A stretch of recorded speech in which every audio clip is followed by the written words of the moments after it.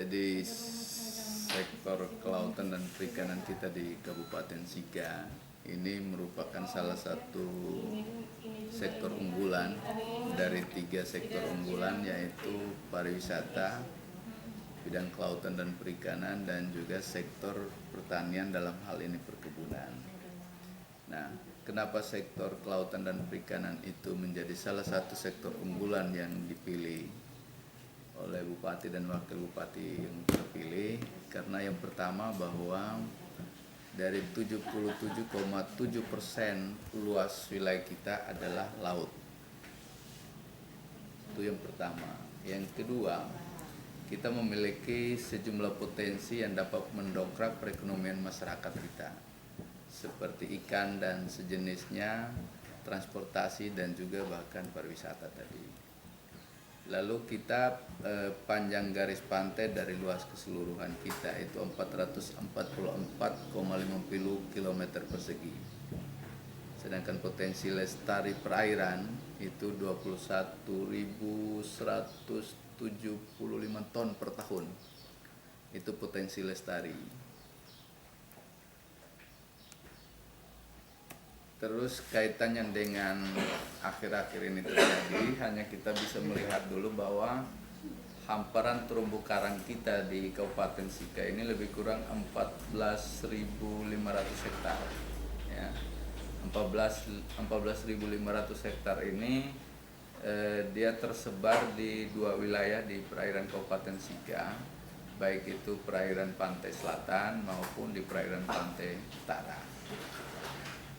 Namun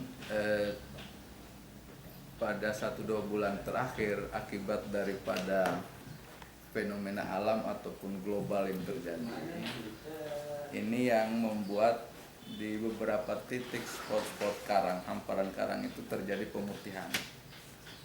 Pemutihan karang ini bisa saja disebabkan oleh fenomena alam maupun juga oleh ulah manusia, ya, oleh manusia, sehingga kita perlu melakukan monitoring untuk melihat luasan karang-karang yang terjadi pemutihan itu di setiap titik di wilayah perairan kita.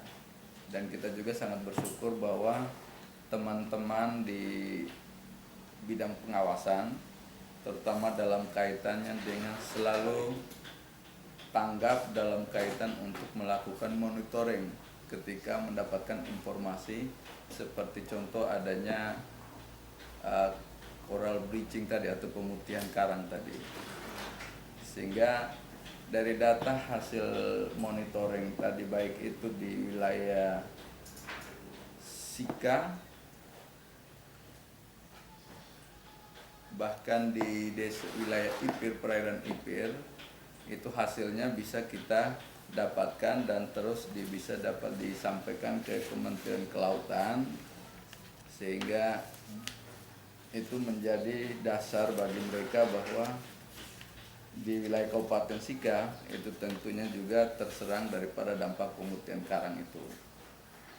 Harapan kita agar kegiatan-kegiatan seperti ini terus dilakukan monitoring, karena bisa saja pemutihan karang ini kan terjadi dari kejadian alam, ada juga kaitan dengan ulah manusia. Yang menjadi persoalan yang cenderung harus perlu menjadi perhatian kita adalah kegiatan pemutihan karang yang disebabkan oleh ulah manusia. Karena ini kan agak sulit bagi dia untuk melakukan pertumbuhan kembali. Dan kalau jadi karang itu dia mati akibat daripada ulah manusia, kita beberapa bulan kemudian dia bisa tumbuh apabila ada tanda di sekitar karang itu, karang mati tersebut itu ada muncul tumbuhnya alga. Itu berarti berpeluang dia akan hidup kembali. Tapi kalau tidak, ini perlu pemantauan lebih lanjut, sehingga solusinya seperti apa ini yang harus kita pegang. Karena apa? Karena karang itu adalah merupakan salah satu tempat memijah bagi jenis ikan, baik itu ikan pelagis kecil, pelagis besar, bahkan juga jenis ikan-ikan karang. Nah, barangkali itu hal ini juga akan menjadi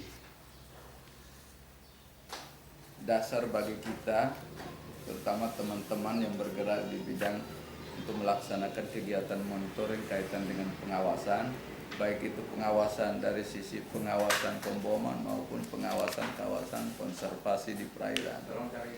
Barangkali itu yang bisa disampaikan.